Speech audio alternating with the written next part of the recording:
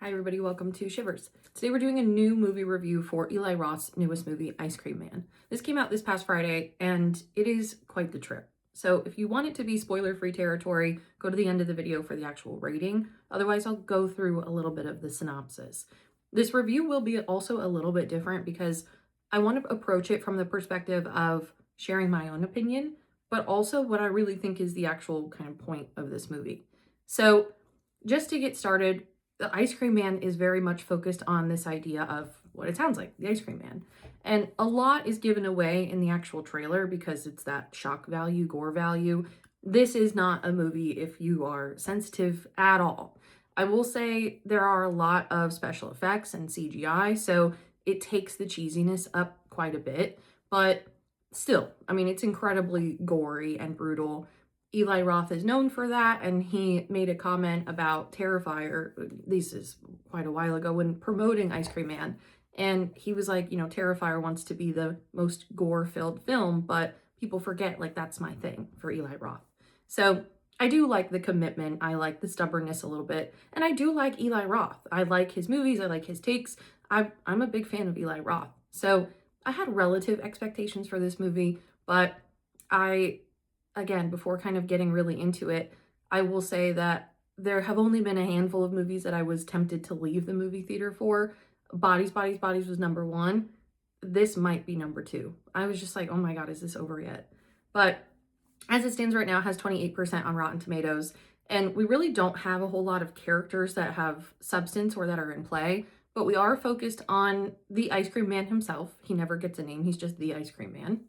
Mom and dad of our main two children are Eli Roth and the woman from Thanksgiving. And they are Allison and Marty. Didn't even know that that's what their names were. But you then have Lizzie, Chris, Mia, and Jared. Those are our like main children. And I will say that children are the main characters of this movie because we're focusing on the Ice Cream Man and what he's doing to the kids. So the lore of the Ice Cream Man himself, all within this small town, say that back in the day, the creepy Ice Cream Man would take children, snatch children, and there was not enough proof. So the court or whatever ended up going to the town and saying, does anybody have any experiences with the Ice Cream Man that you would be willing to kind of testify against him? So all of these parents, because they thought that he was creepy, decided to say like, yep, he's bad. Yep, he's bad. And so he was wrongfully convicted way back in the day. So the lore behind it that we don't get to until about 75% into the movie is that Ice Cream Man then made a deal with a necromancer and said, as long as you basically keep possessing all of these children now with ice cream and doing what you were sort of, in essence, blamed for doing all the way back then you get to be free and roam around and basically do whatever you want. So that's the background. That's the premise of the actual story. Again, we don't get there until about an hour in. So all we're seeing for the first hour is children going and getting ice cream, being possessed, going back to the Ice Cream Man, getting more ice cream, being more possessed. That's it. It just keeps going in a circle of all of these parents being like, what's going on with these kids? Why are they being weird? I genuinely felt like this was a parody of Weapons, or this is what Eli Roth interpreted Weapons to be. And that's why I say that this review is different, because I didn't like this movie by any stretch. I don't think it's a good movie.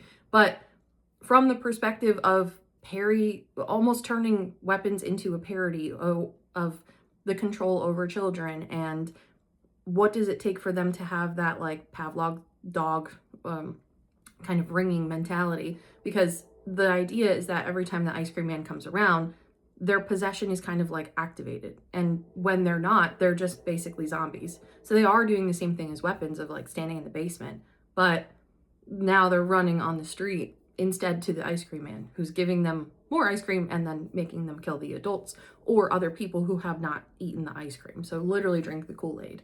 But for the rest of the story, we have only 3 children that did not eat the ice cream. One of them is lactose intolerant, one of them is like bulimic, and then the other one just like didn't want it. So these 3 children are not children who would have hung out together in high school or in middle school or whatever, however old they are.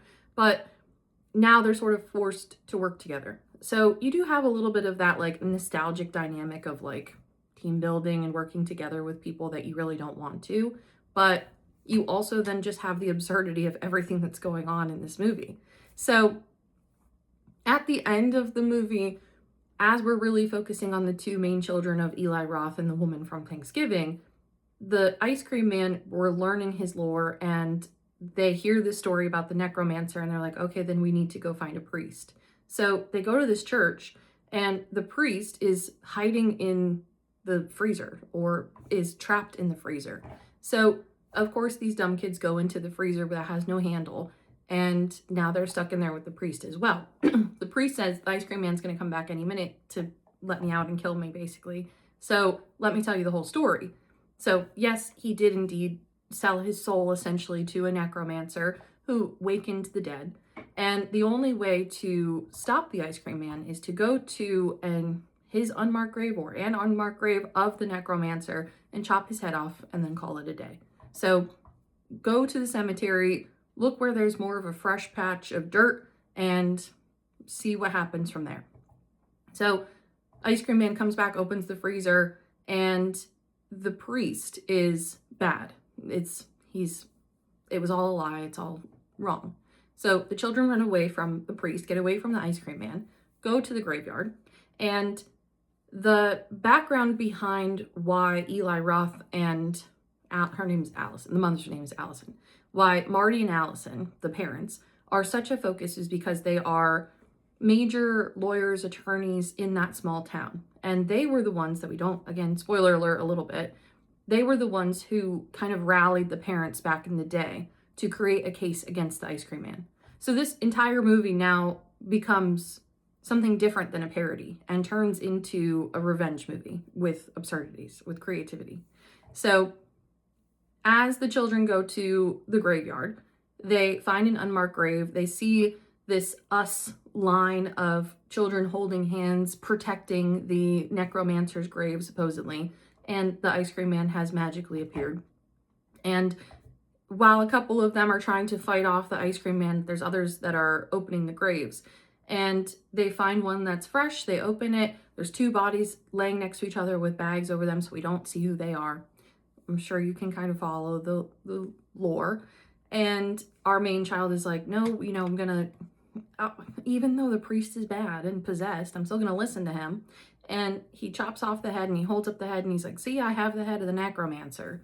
And his eyes are closed the whole time because they say, the priest told them, you can't look the necromancer in the eyes when you chop his head off. So he's holding his head out, his eyes are closed, and he realizes that he has just killed his own father. So Eli Roth, Marty, is now dead and headless, and it's just it's like such a joke. It's a complete mask of Eli Roth's head. It's funny. It's really genuinely funny. But the revenge portion is, I think, the only redeemable piece of this movie outside of just the super creative kills.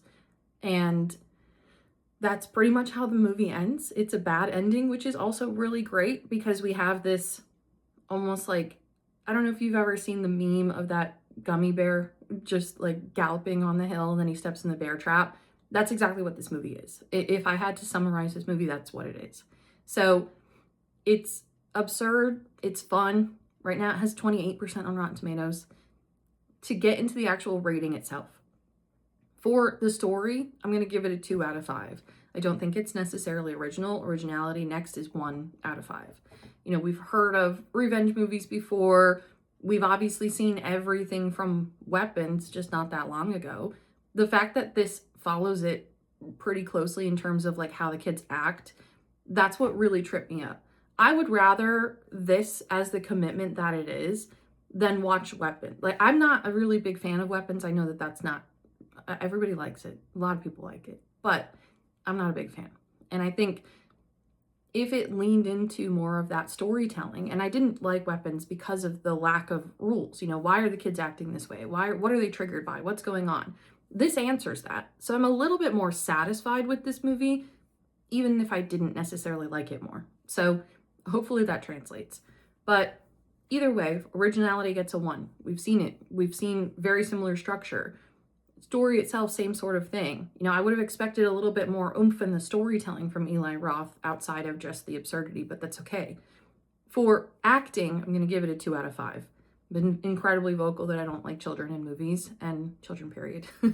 But I think having these kids just like totally off the wall in this movie made it fun. But even for the kid to like chop the head off and close his eyes and hold the head out, there's a lot that goes into that. You know, he has to get out of the grave. He has to be able to see where he's going, and he's not. So it's just bad acting from the kids. For production, I am going to give it a 3.5 out of 5.